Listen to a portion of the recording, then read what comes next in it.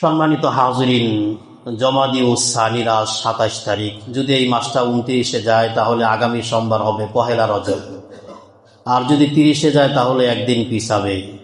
রাসূল আকরাম সাল্লাল্লাহু আলাইহি ওয়াসাল্লাম শাবান মাসের চাঁদ উদয় হলে আল্লাহ রাব্বুল আলামিনের দরবারে এই মর্মে দোয়া করতেন।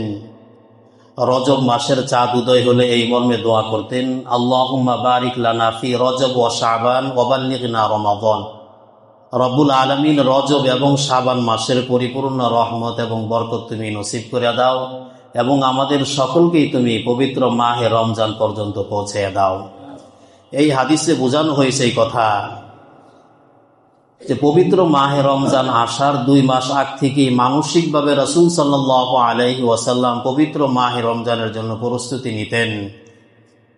মাহে রমজানের জন্য মানসিকভাবে প্রস্তুতি 2 মাস আগ থেকেই নিতেন।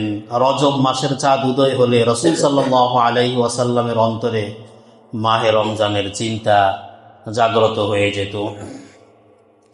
আকাশে যখন নতুন চাঁদ উদয় হতো আল্লাহর রাসূল এই মর্মে দোয়া করতেন, আল্লাহুম্মা আহিল্লাহু আলাইনা বিল আমনি ওয়াল ঈমান ওয়াস সালামাতি বিল ইসলাম রব্বি ওয়া রাব্বুকাল্লাহ।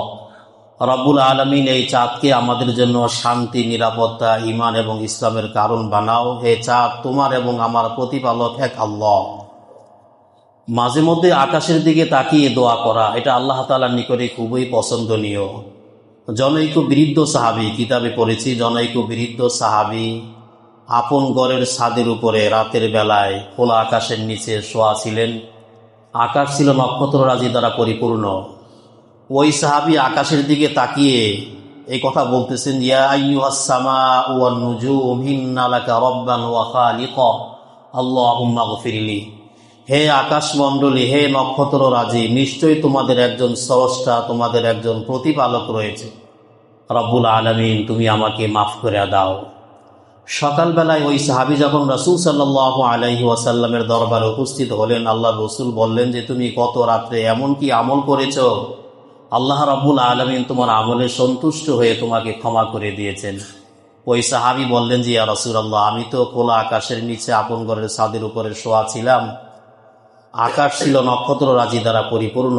আমি এইভাবে দোয়া করছি, ইয়া আইয়ুহাস সামাউ ওয়ান নুজুম ইন্না লাকা রাব্বান ওয়া খালিকা আল্লাহুম্মা গফিরলি। রব্বুল আলামিন, তুমি আমাকে ক্ষমা করে দাও। আল্লাহর রাসূল বললেন যে হ্যাঁ, তুমি যে আকাশের দিকে চেয়ে ক্ষমা চেয়েছো, আল্লাহ তাআলার নিকটে এই আমলটা খুবই পছন্দ হয়েছে। আল্লাহ রাব্বুল আলামিন তোমাকে ক্ষমা করে দিয়েছেন, তোমাকে মাফ করে দিয়েছে।